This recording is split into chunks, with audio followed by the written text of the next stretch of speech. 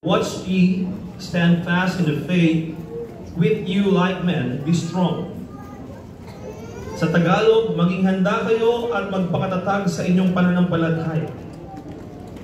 Maging matapang kayo at magpakatibay, at ang lahat ng ginagawa ninyo, gawin ninyong may pagmamahal. Nais ko mangaral sa umagang ito sa mensahe na binigay ng Panginoon na may pinamagatang ang pananampalatayang ligtas. Ang pananampalatayang ligtas. I'd like to request our pastor to anoint your servant to deliver the message that comes from the Lord. Pray. Praise the Lord. Hallelujah. Isang padakilang Diyos, kami ay lumulog sa iyong tukan ng biyaya. Hinihiling Panginoon na ang lingkod, Pastor Jarb, na siya ay mangaral sa aming Panginoon sa pamagitan ng iyong pagpunas sa kanyang bibig at kaalaman na nagmumula sa iyo sa kanyang kaisipan. Ang dalangin Panginoon na may pangaral niya ang mga salita ng ayon sa iyong kapangyarihan. Ang dalangin ng ilang Diyos na magpahayag ka sa aming kalagitnaan, sa dakilang kapamaraanan, meet our needs, minister to each one, at nawa ang bawat sa Panginoon ay lalo pang lalakas at titibay sa pag-ugnay sa iyo sa aming mga panampalataya. Bless us together, this we pray in Jesus' name. Amen. Amen. Dr. Neighbor, you said, title of this message, ang pananampalatayang ligtas. Before you're seated, ang pananampalatayang ligtas. Alam niyo mga kapatid, napakaraming uri ng pananampalataya sa ating pong kapanahunan.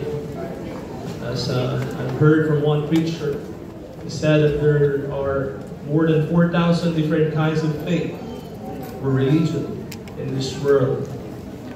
And out of all of this expression of faith, meron lamang po iisang pananampalataya ikilalanin ng lahat. The word of the Lord said, one Lord, one faith only will be honored in heaven. Kikilalanin ng Panginoon. Kikilalanin ng langit.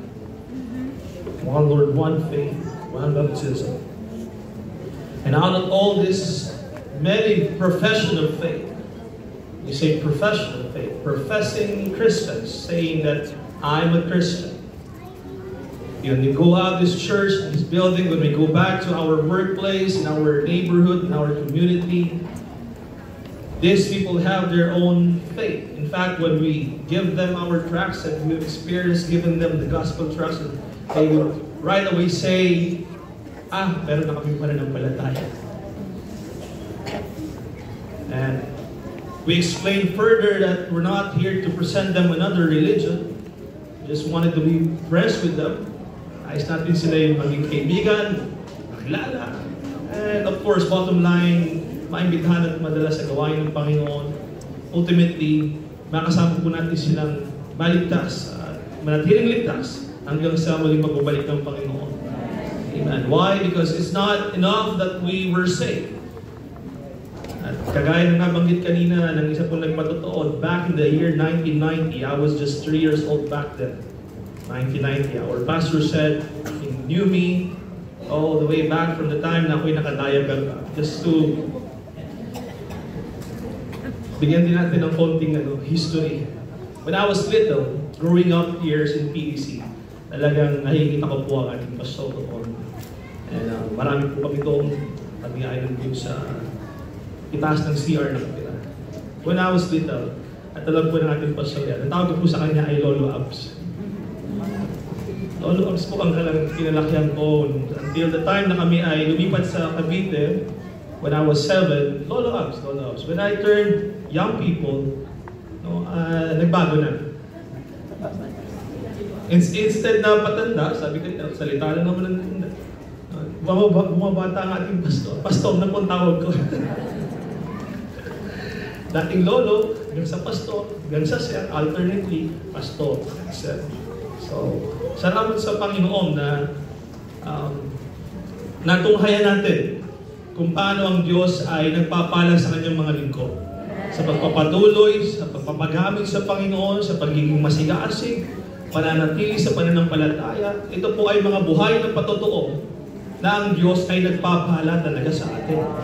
Amen. Pag tayo nagpapatuloy, ang gawain ng Diyos ay paganda, palawak, palago, padami. Amen. At makikita natin lahat yan if we're going to stand firm in our faith. Amen. Marami pong pagpapala sa ating unahan. Hallelujah. Meron pang igaganda po ang gawain ng Panginoon. May igaganda pa po itong church na ito. May idadami pa po kayo. At makikita natin lahat yan kung tayo magpapatuloy sa paglilingkod sa Panginoon. So I grew up knowing our pastor na talagang nagpapatuloy sa paglilingkod sa Panginoon. Ginamit ng Panginoon sa pinamataas na pagkagamit sa ating pong organisasyon. Until the time that he retired from the office, but his legacy remains. It's not something that is I read early in the morning that says legacy is something that is not built. It's something that is transmitted to people. Hindi yung tipong naitayo mo institusyon. Ito yung bagay na naibigay mo, naibahagi mo sa ibang tao na kahit na wala ka man doon sa ganung kalagayan. He was our general secretary back then. But until now, he was honored by many. Amen. And every one of us still feels the anointing from the Lord that runs through him. When he speaks something, amen, that is really powerful in our ministry. We listen. As we all know, hindi po ganun ka-fiery ang ating pastor mangaral, di ba? Sabi nga ng tatay ko before, kasi ang mga karamihan daw at karaniwan na alam ng mga tao pagka bumubula ang bibig, yan daw ang preaching. At nagtatanong ka, hallelujah. Kahit simple lang sabihin mo, buhay ang Diyos. Buhay ang Diyos. Pero pag siya, buhay ang Diyos! Bigla nagtatalo lang parang mga bagong huling mga hipon. Ewan ko ba, bakit pagka-Amerikano preacher, pag sinabi mo lang, show yourself, hallelujah, hallelujah! Can we say, praise the Lord! General conference, pagdating sa local church, ginaya ng MC, praise the Lord, hallelujah! Parang walang effect. Kasi Pilipino kasi. Hindi tayo, malakas tayo sa discrimination eh. Alam niyo mga kapatid, gaya-gaya lang din ako sa ministry. Napanood ko sa video ng Pentecostal sa Alexandria, si Reverend Anthony Mangan. Sabi yan, all those who are in the balcony offer praise. Sarap pakinggan na, all those in the balcony offer praise. Let the devil know this word here tonight. Ibang dating na talaga. Ang sarap maging. Meron pa nga yan, yung pinsan ni Sister Hannah, si Brother Gerald Martinez. Sa akin ni Pastor Alvin, yung kamedyan ni Pastor na presbyter natin ng Batangas. Sabi niya tayo mga young people na to. Pero tayo ba mga young people? Worship, youth conference, youth camp back in our time. Pagka Pilipino, hindi na rin iba. Come on! Tagapin mo ang banal na spirito! Gagayahin ko yung Amerikano preacher. Come on, that's it! Porket magboses Amerikano si Pastor Alvin, tapos nung, alam mo tayo, di ba? Naranasan natin yan. Pag bumulat tayo sa mata, pag mulat mong gano'n, kasi Pastor Alvin pala rin, Kuya, John naman eh. Hindi pala totoong nare-revive. Minsan pag ginawa mo yung people, di ba, pumipiglas. Alam mo mawakan, pipiglas. Bitawan mo gano'n. Bumulat na mata. So, nagkarayin sa I've been there, we've done that. Alam niyo, ang Imus Church, kilala po yan when I was in my group. Pagka may mga gawain, mga patatay, nanay, talagang nag-worship yan sama-sama. At tipong may, alam mo yun, pero pang banal na pagsiselos. Parang naisip ko sana, gano'n din yun sa church namin. Sana gano'n din yung mga kapatiran, yung mga young people, pag nag-worship sila. Kami dito, kanya-kanya kami walang pakilabanan. Pero sila mga yun ng Imus na doon nakapabilog, naglilay sa bawat isa. Ano na kung patuloy ito yung nangyayari pa. Pero maganda yun. Sabi ko, paglaki ko, gusto ko maranasan yun sa church, gusto ko ma-develop. So, kilala po ang Imus Church sa ganyan. Flagship talaga, para pag sinabing Cavite, Imus. Pag sinabing Laguna, BFC, Bible Faith Center, Pastor Conrad Bato. Pag sinabing Batangas, yan, Pastor Lutero. Pag sinabing Metro Manila, PAC, PAR. So, kayo po ay sinusundan ng maraming mga simbahan. Kayo po ay malaking pagpapala sa ating pong gawain, mga kapatid. At alam niyo, mga kapatid, hindi lang natin ito tipong dapat panatilinan by the title or pagkakakilanlan na gano'n. Ipamuhay talaga natin, mga kapatid, hindi lang yun ang lakihan ng patawagan sa inyo, pagkakilala sa inyo. Let be seen and let it be alive in you, in your church. At talagang hindi lang yung napakinggan, hindi lang yung basta na ikwento. Nangyayari talaga yung mga kapatid. Totoo talaga yun, mga kapatid, na ang mga taga-Hinos ay masisika magpuri at sumamba sa Panginoon. Mga masisikasig sa pananampalataya. Amen. And I'm blessed again to be here today. In this verse that we've read, it says, be on guard, going back to the message, stand firm in the faith. Be courageous, be strong. My father used to preach a message about Noah back then, that he didn't believe na si Noah lang ang kanyang pamilya ang naggawa ng arka.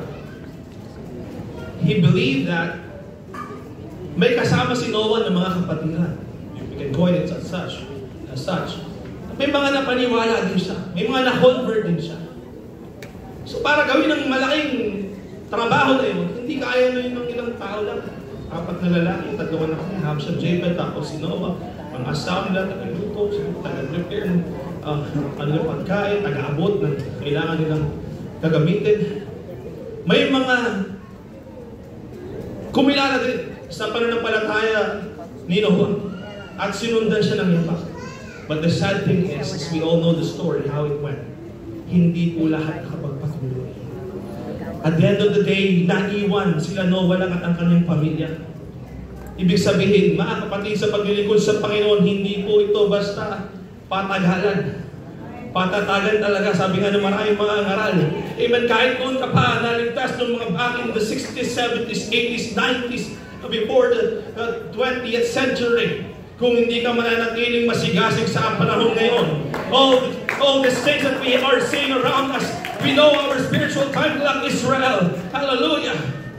We know how it's told in the Bible. Amen. Hindi na po panahon na talagang tayo ay matitisod pa, manlalamig pa, magtatampo pa. Amen. Manghihina pa. Amen. Hallelujah. David, when he got discouraged, he encouraged himself in the Lord. Don't wait for others to encourage you. Encourage yourself in the Lord. Amen. The Bible said, work out your own salvation with fear and trembling. Hallelujah. Kung di ako dinalo ni Pastor, kung di ako bibisitahin ng MD President, hindi na ako magsisimba. Sinong lugi? Ikaw. Pag hindi ka nagpatuloy sa Panginoon, sinong di maliligtas? Ikaw. Samantalang kami rito, nagpapatuloy na nilingkod sa Panginoon. Kasi wala kaming problema, meron din kaming problema. Marami din kaming mga pagsubok, pero narito kami nagsisikap na sa Panginoon. Mahina ako ng ilang Diyos. Puspusin mo ako, Panginoon. Malakasin mo ako, Lord God. Lord, I need you in my life. Why? Because I want to be saved. I want my family to be saved. Hallelujah. And we must do, hallelujah, anything for us to remain saved. It's not enough na tayo naligtas noong unang panahon. Hallelujah. Our mission in church is to be saved and to remain saved. Or rather, to be saved and remain saved and save more people. Hindi kasi pwedeng ligtas yung ibang tao, pero ikaw hindi. Sabi nga, pag nag-plane crash, recently may story, mga kapatid, may balita. After about a few minutes, bumagsak yung aeroplano. Sabi, pagka may problema daw sa aeroplano, hindi pwedeng pag bumaba yung oxygen mask, uunahin mo yung ibang tao. Ang dapat palang gawin mo na yung sarili mo. Why? Because you will be limited if you will just simply exert all your efforts helping other people and then neglecting yourself. Minsan masigasig tayo para sa iba, pero kamusta naman kaya tayo sa ating sariling pananampalataya? Amen. Kung minsan malakas tayo tingnan ng iba, pero tayo bagbag na rin pala at marami ng mga panghihina. We just put our game face on, but inside talagang durog na tayo. Unahin natin, mga kapatid, ang ating sarili. So, para magiging selfish yan. pagdating sa kaligtasan, mga kapatid, pagdating sa kaligtasan ng ating kaluluwa, hindi ko pwedeng bilang tatay sasabihin mo, mga anak, gising na, magsisimba na kayo. Nasaan tayo? Magsisimba na tayo. Kailangan tayo mangunguna. No? Bagaman sa isang banda, maganda rin naman, pastor, hindi naman ako pinipigilan ng aking asawa na magsisimba kami. Pero ang pinakamaganda dyan, pinakamainam niya, siya mangunguna. At buong pamilya kayo maglilingkod sa Panginoon. And don't lose hope, mga kapatid, because it's already happening. It's been happening and it's still happening now in our time. Amen. It happened in our church and I believe it's still happening in your church na nagbubunga po ang panalangin pagdating ng panahon. Hallelujah! Iniligtas din ng Panginoon yung ating buong sambahayan. Yung isang mahal natin sa buhay, kasama mo man o mga anak mo man. Darating ang panahon, baka kasama mo sila maglilingkod sa Panginoon. Don't stop praying. Amen. Don't stop having faith in the Lord. Hallelujah. Because God, hallelujah, is powerful. Hallelujah. There is nothing that the enemy can do to stop what God has ordained to happen. Alam niyo mga kapatid, dahil sa Panginoon, buong sambahayan tayong maligtas. At pangyayari yun ng Panginoon if we're going to partner with Him. You know what? God can do anything if we're not going to partner with Him. It's not that God is not powerful, pero hindi niya pangingimasukan yung buhay natin. Kapag may taong gustong-gusto iligtas ng Panginoon, pero yung taong yun ayaw maligtas, ayaw magpaligtas. Inaabot ng Panginoon, tinatapik yung kamay niya ng Panginoon. Gumawa ang Panginoon ng maraming paraan para siya imaligtas, pero parang kumakayo talaga siya, lumalayo pa talaga siya. Hindi talaga siya maliligtas. Pero kapag tayo naman, naramdaman natin ang pag-ibig ng Diyos, ang dami kong kakulangan sa Diyos, ang dami kong kasalanan, ang dami kong mga tinatagong kasalanan sa aking buhay, pero Panginoon, ang biyaya niya tabagay na niya. Patuloy pa rin akong inaabot na kanyang pag-ibig. Amen. When we submit ourselves to the Lord, when we humble ourselves to the Lord, hallelujah, talaga mangyayari ang plano ng Panginoon na tayo maligtas. At ang Panginoon ay patuloy na sa gawain ng pagliligtas ng maraming mga tao. Just personal point of view, mga kapatid, perspective, kaya siguro marahil at hindi pa bumabalik ang Panginoon kahit na pwede na based on the Bible. Hallelujah! Dahil gusto niya kung maraming maligtas. At kakasangkapanin tayo ng Panginoon para mangyari ang bagay na yan, mga kapatid. If we're going to partner with God, there are truly people that's going to be saved. Amen. Our loved ones will definitely be saved. Why? Because we are not stopping on praying to the Lord. Hindi tayo humihintong manalangin sa Diyos. Hindi tayo humihintong sumampalataya sa Kanya. Hindi tayo humihintong mag-ayuno. Panginoon! Touch my husband's heart. Panginoon, bigyan mo siya ng pagbabago sa kanyang kaisipan, sa kanyang puso. Iligtas mo, Panginoon, ang aking buong samba. Alam niyo mga kapatid, kahit na yung mga mahal natin sa buhay na nanalangin para sa atin, wala man sila ngayon sa panahon natin. I already lost my mom. I already lost my dad. Amen. But yung panalangin nila na nanatiling buhay. Amen. Kaya kahit wala na sila, yung pananampalataya nila buhay. At kumikilos pa rin ang Panginoon. Hallelujah. At talagang patuloy na inaabot ang bawat member ng ating tahanan ng pangmaligtas. Patuloy pa rin tayo pinagpapala ng Panginoon. Sir Alan, they are your soulmate. Pastor, you have a grace from the Lord. But there's just this aspect of which bunga ng pananampalataya ng parehas mong magulang. Kaya nila, yung paglilingkod nila sa Panginoon, pagiging masigasig nila sa Panginoon, buhay na buhay, inaani ko mga kapatid, ng aming pamilya, ng aming kapatid. And besides that fact, Panginoon ay meron din grace para sa iyo dahil sa sarili mong pananampalataya sa paglilingkod, pagsisikap mo sa Panginoon, iba rin yun. So pag dinadagdag mo pa yun, ang daming pagpapala, patong-patong ng mga kapatid. Kaya masarap magpatuloy, maglingkod sa Panginoon. Hallelujah! Lahat ng gusto magpalain, patuloy pa naman sabi, praise the Lord! Palakpakan natin ang ating buhay na ito. Pagpapalain, gagamitin pa rin talaga tayo ng Panginoon kung tayo magpapatuloy. Just imagine before, marami sa atin, simple lang talagang tagadalo lang ng pananambahan.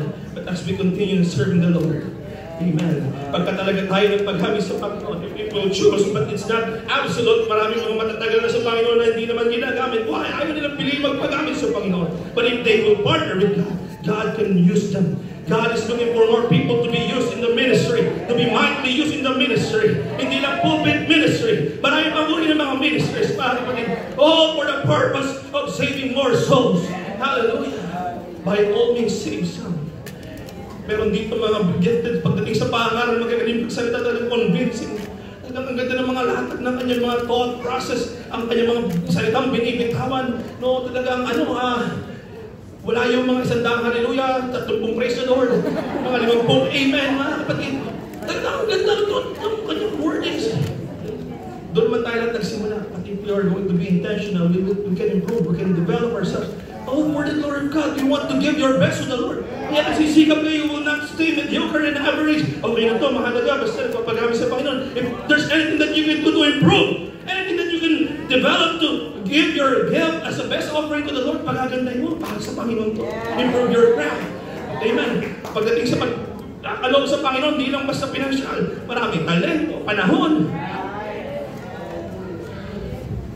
Ano mang kakayahan? Everything should give to the glory to the Lord. So paghamit tayo sa Panginoon, mga kapatid, at gagamitin talaga tayo ng Panginoon. Nais ng Panginoon na mangyari ang bagay niya. Palakpakan natin ang ating Panginoon. Be watchful. Maging mapagpabantay tayo. Stand firm in the faith. Act like men.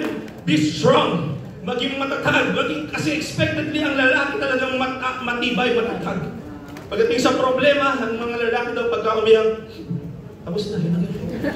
Pagka babae daw, iba din talaga ang iyak, no? Matagal. Masarap din talaga umiyak sa Panginoon yung talaga. Ibang level din, mga kapatid, ng pagsamba sa Panginoon. Talagang sobrang galak mo sa lahat ng kabutihan na ginawa ng Panginoon sa iyo. And people couldn't understand bakit naman ganyan magpuri. Okay naman yan. Why? Because they have been there. They have not been there where you've been, mga kapatid. Hallelujah. Diba ang awit ng sabing, you didn't know. Ano? Yung alabaster box. How he found me. You didn't know. You did not feel what I felt when he wraps his loving arms around me. Kaya ganun siya magpuri, kaya ganun siya sumamba sa Panginoon, kaya ganun na ang kanyang magpapasalamat sa Panginoon. Even Arona said, sabi niya, Arona, Panginoon, mahal na hari, para sa Panginoon ba? Sige, gamitin mo ng libre. But David said, I will not offer anything to God which cost me nothing. Bibili ko yan, hindi ko babaratin. At a good price, a very good price, I will buy this land because this land is going to be used for God's glory. I will honor the Lord. I will worship the Lord in this place. Kaya ibibigay ko yung the best para sa Panginoon. So people couldn't understand bakit yung tao ito grabe makasupport sa gawain ng Panginoon. Pagdating sa mga pledging, siya talaga namumuna. Parang money is never a problem for this people, for this family, for this person. It's like money is just paper. Wow. They couldn't understand. Hindi naman sila mayaman because of that faith that they have. Yung pananampalataya, may kanya-kanya tayong expression ng faith. As this title said, hallelujah, pananampalatayang ligtas. Why? Kasi maraming uri ng pananampalataya. The Bible speaks about these different kinds of faith. Amen. My small faith. Have you heard about small faith, mga kapatid? Oh, how of little faith. Hindi ko na malitang pananampalataya. What else did the Bible spoke about regarding faith? Because you don't have faith. Mark 4:40. Because of your little faith, Matthew 8:26. Pagkaman sabi ng Biblia, faith as little as the size of a mustard seed. Maliit lang yun. Pero mga kapatid tayo, pwedeng manatili sa ganung uri ng pananampalataya. All throughout our lifetime, yun yung pananampalataya mo. Sa dami ng kabutihan ng Panginoon, so talaga hindi na lumaki. Pinagaling ka ng Panginoon sa terminal disease mo, tapos mustard seed pa rin faith mo. As you grow longer in the Lord is serving God, lalaki talaga ang pananampalataya mo. And then you can answer. Hallelujah! Your faith, God is serving the Lord and is worshiping the Lord. Little faith, Matthew 8:26. Romans 4:19, oh, with faith. About strong faith, Romans 4:20. There is great faith also that the Bible speaks about in Matthew chapter 8, verse 10. Maraming uri ng pananampalataya. The question is, anong klaseng pananampalataya tayo meron ngayon sa oras na ito? Meron mga pananampalataya kasi yung mga pananampalataya nangihina na. At hindi po tayo umaamin karaniwan na tayo mahina na. Kasi nakakahiya. Tagal ko nang nananampalataya. Tapos, pakikita nila ako mahina pananampalataya. Kailangan matibay pananampalataya. Praise the Lord, God. Hallelujah. Come on. Nagkukunwari tayo, nagpapalatili tayo sa maraming pagkakataon kasi nahihiya tayo. Na makita nila sa tagal natin pagiging mananampalataya, eto pa rin tayo. Parang di tayo lumago. So may mga ganyan uri ng pananampalataya, mga discouraged faith, may mga damaged faith, may even Pero pa, destroyed faith, wasak na yung pananampalataya. The church, God can restore everything that the enemy has damaged in our lives, even our faith. Sa dami ba namang problema talaga, minsan talaga, natatanong din natin ang Panginoon, parang may Panginoon ba talaga? Parang wala namang Diyos na tumutulong. But we have our song, kaya nga, ang pag-awis sa Panginoon, hindi lang natin binabaliwala. Mamaya na ako sisimba kasi, awitan pa naman yan. Hindi, mga kapatid. Mamaya pa naman, magpapatotoo pa yan si brother. Kalakasan nyo na mapakinggan mo, nangungusap ang Panginoon sa pamamagitan ng bawat salitang, yung nababasa na kapakinggan, mga kapatid, hindi lang basta pangangaral na salita ng Panginoon ang mahalaga. Ang bawat gawain, mga kapatid, sa pagsamba sa Panginoon mahalaga mula devotion up to the altar call, to the closing prayer. Mga kapatid, may pagpapalakas sa pananampalataya, may dudulot sa atin yan. So nangungusap ang Panginoon sa atin. Even if we don't see anything that's happening. You know, awit natin, even if, ano nga yun yung awit na yun? You never stop working. Wala kang nakikita. Wala kang nakaramdaman. Pero, sumasampalataya ka lang. Ganun ang faith. Parang wala, pero sa totoo, meron. Parang walang ginagawa ang Panginoon, walang pagtugon ng Panginoon, pero meron, mga kapatid. In the process of God giving you His answer, may mga labanan, mga kapatid, up in the air. Yung anghel ng Panginoon, yung kaaway na umadang sa mga katugunan ng iyong panalangin. Pero kung magpapatuloy ka, imagine kung hindi mo inantay yun. The Bible said, the moment that he uttered his prayer, God already answered, mga kapatid. So, na-delay lang in the process, kaya kung magpapatuloy tayo sa Panginoon, darating at darating talaga yung pinapanalangin natin sa Panginoon. So, ngayon nanghihina ka man. Marami ng discouragement. Pero pagpapatuloy mo, yung tugon ng Diyos, magtatampurin tayo. Bakit hindi na't mararanasan din natin, mga kapatid, yung bunga ng ating pong pananampalataya, pagpapagal sa Panginoon, palakpak natin minsan pa. Restore our faith. Those who are discouraged, God will encourage us in our faith. For those who are already destroyed, and in fact, kung talagang destroyed na sila, wala na sila rito, mga kapatid, destroyed na, kawasak na eh. Tumalikod na sila sa Panginoon, but God can restore them back here in church. Hallelujah, in their faith. Because when God speaks to our hearts, malang makakapag-explain na, mga kapatid. Before, when it's my dad's birthday, I said, tinawag ako, pinakahuli, magsalita para sa tatay ko sa kanyang kaarawan. Sabi ko, my dad is my greatest discouragement. May punchline, di ba? Kailangan medyo may climactic effect, may traumatic effect. My dad is my greatest discouragement. Why? Because when people around discouraged me, pag yung tatay ko nag-encourage sa akin, sabi ko, nung maliit ako, I was 6 years old, I was studying in NIES, tapat ng PC. Yung tatay mo, kalahati, itim, kalahati, puti yung mukha. Oo naman, kasi tinignan mo siya personal, parang wala. Pero pagka katagalan, makikita mo yung biglang, oo nga, no? Medyo dark na yung complexion niya. Dito kasi yung balad niya sa kalahati ng mukha. Malaki, kaya nung maliit ako, sabi ng nanay ko, Lord, nasa tiyan daw, Panginoon, kung kayo tulad yung anak ko magmana sa tatay niya, mahirapan siya sa paglaki yung balad na sa kalahati ng mukha. Pero hindi halata.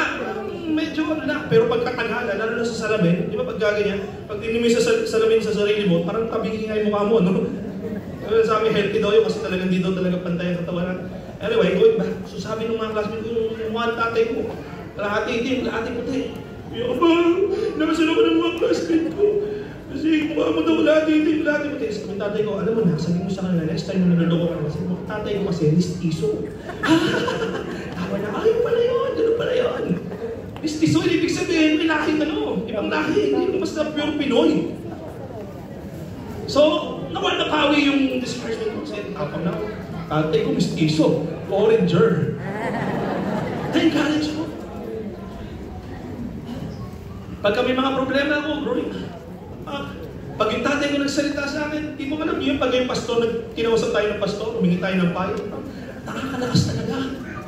Kaya ma-maximize natin yung opportunity na makausap yung ating pastor, magpa-counseling tayo, mag-pray tayo. Nakakalakas yun. Huwag natin sayangin ang opportunity, mga kapag-binigay kasi ng Panginoon yun sa akin. Paraan yun, tayo palakasin. Marami pa pamaraanan sa pagpupuri, pagdala ng gawain, mahigiling ng pangalan ng sign ng Panginoon. Isa din, mga kapatid, ang pagkausap sa pastor. So yung tatay ko, pagka kinausap ng tatay mo, lalakas ka, alam mo na, laban lang sa buhay. Hindi mapapabayaan ang Panginoon. Nung pinanganak yung panganay namin, mga kapatid, alam mo yung masarap sa may mga gulang. Nung una lalo na matapang ako kasi nung kinasal ako sa alam ko makapagpakasal, ang hirap ng buhay, ito lang baon ko, trabaho, ganda lang, nakapit. Ang hirap magpamilya, magkano rent ng bahay, magkano tubig ko rin. Kung tatanda kong binata. Pero, walang ng Panginoon. Pero you see, pagkatingnan natin yung future natin, natatakot tayo sa maraming mga bagay. Parang di natin kaya. Pero nandun ka na, kaya pala. Nagsusustain, nagpo-provide pala ang Panginoon. Nakala mo, hindi mo kaya. Mahirap magpaaral ng college ko. Ang daming mga bayaran, mahal na kayo. Pero pag nandun ka na, patuloy ka lang sumampalataya sa Panginoon, kinakaya naman pala. Sa tulong at biyaya ng Panginoon, palagpakan natin ang Panginoon. Kinakaya natin, kaya kaya natin mga kapatid. So, nung may tatay pa akong buhay, mga kapatid, sa hospital kami, may balance pa akong 80,000. Siyempre, bilang tao, minsan may pride tayo, ayaw natin lumabit. Siyempre, paninindig ako ito, gagawa akong discount. Pero yung nanay ko, una nagabot, anak, itong 30,000. Sabi mo, inipon ko talaga yan kasi yung anak mo, alam ko, kailangan niya ng budget. Siguro namupit ng mga sukli yung nanay ko, no? Mga sukli, hindi na sinasauli, naipon mga kapatid, hindi naman siguro. Pero may budget siya, naipon niya. Yun ang may nanay, masarap na. Kahit ako minsan itakwil at tanda ko, pag yan ang pinakasala mo, kalimutan mo na may tatay, nanay ka. Pero pag lumabit, cute na ka po! Bilang mo na kayo Yakult! Saan ko nilagay ng Yakult? Saan? Bilang mo ba? Parang walang nangyari nung nakaraan, nagtakwilan na kayo, pero ngayon, labing-labing na ulit sa pamilya. Well, that's good naman.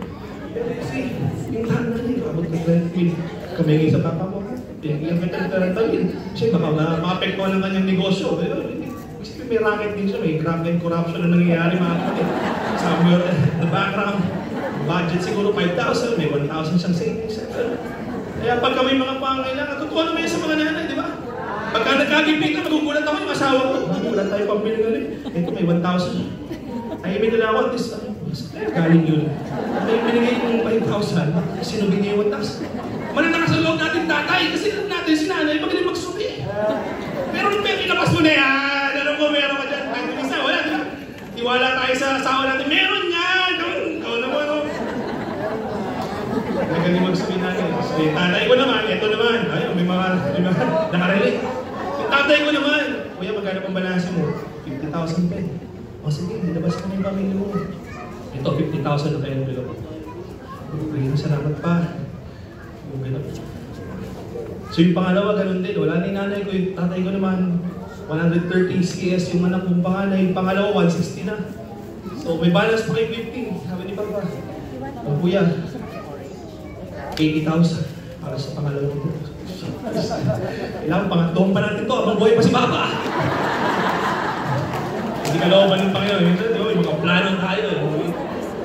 We propose that God disposes to yung plano natin nagtatagumpay. But that my will, Lord. So ngayon, wala na si Papa. Kaya, medyo, ano muna tayo, dahan-dahan muna tayo. Wala nang tatay nanay na mag-aabot. Pero, you see, God provided. Sarap lang talaga ng may magulang sa nakalalay, nakasuporta. Malakas sa loob natin. Pero kahit ngayon na wala na sila. Hindi natin dapat ilagay ang ating kumpiyansa sa tao. Ay, wala na si tatay, wala na si tatay. Ang kumpiyansa natin ay palaging dapat nasa Diyos. Ang Diyos ang gagawa ng mga pamaraanan para sa atin dahil ang Diyos naman ang umipos sa kanilang puso. Kapalit nagbigay sa kanilang kaisipan ng wisdom para ito. At kayang gawin ng Panginoon yun. Kung ikaw man ngayon ay umaasa sa iyong trabaho, paano na yan? Wala na akong trabaho.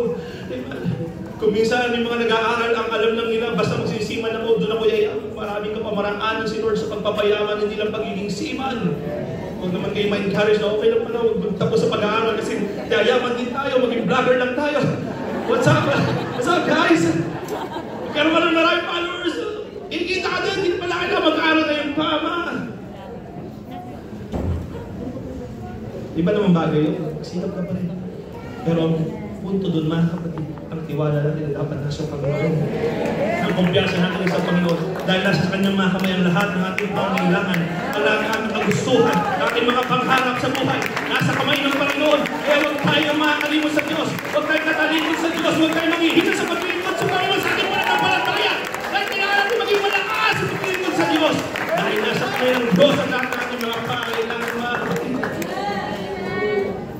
Going back, church, again, marami tayong klaseng uri ng pananampalataya. Ang mundo ay maraming uri ng pananampalataya. Hindi ka Muslim, Kristiyano kapag Kristiyano ka naman, hindi ka born again, Baptist ka, Mormon, ano ba, dating daan. Ang daming mga iba't ibang mga religion. Sabi ng Muslim, buti pa kami. Quran lang, nagkakaisa kami. Kayo, Biblia, pero iba-iba ang inyong pananiwala.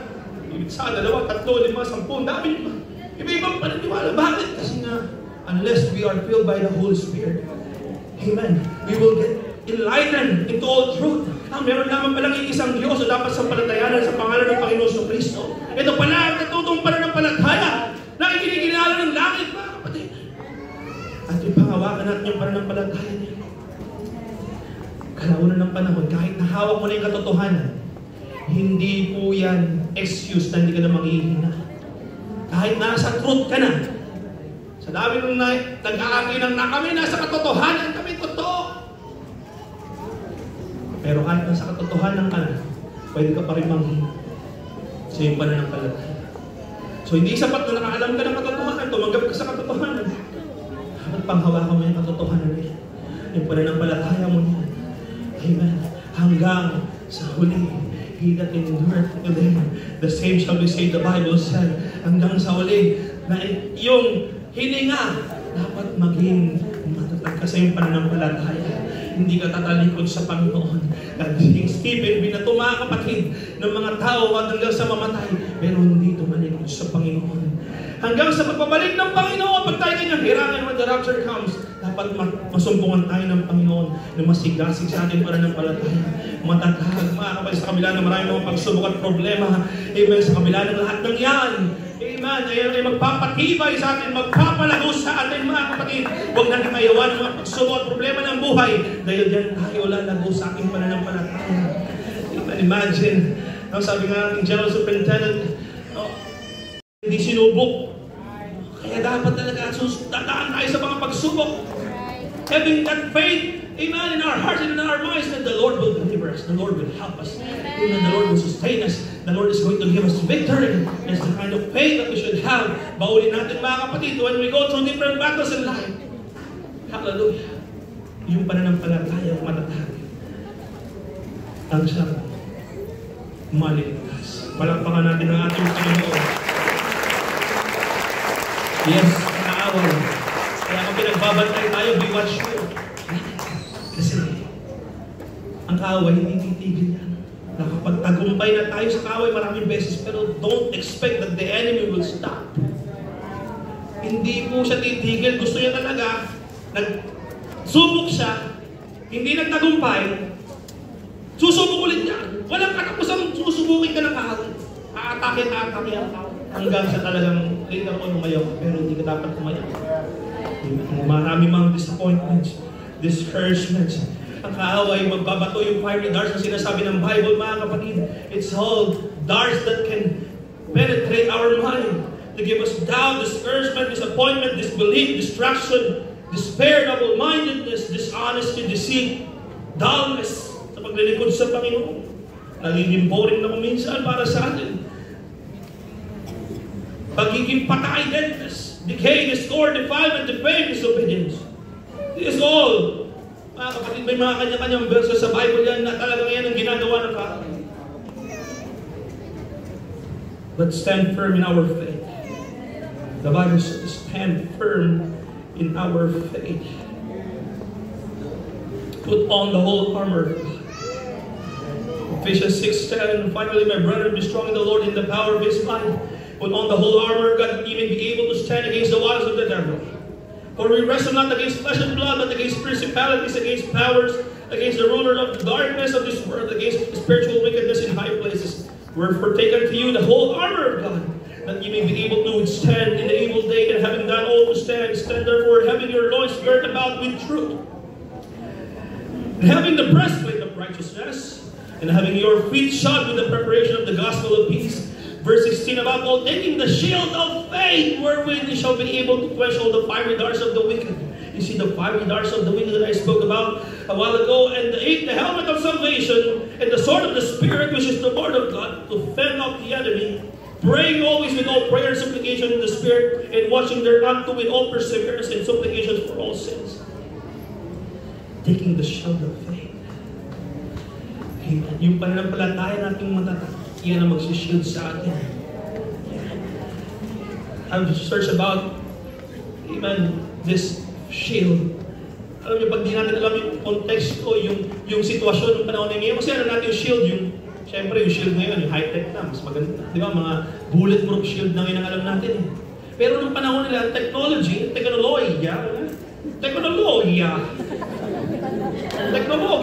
sabi nga, that time, ang technology nila, Roman shield is wooden shield with 7 layers of animal skin. And that shield is, meron siyang sukat na parang pinto. Now, yung Roman soldier, it resembles to a door.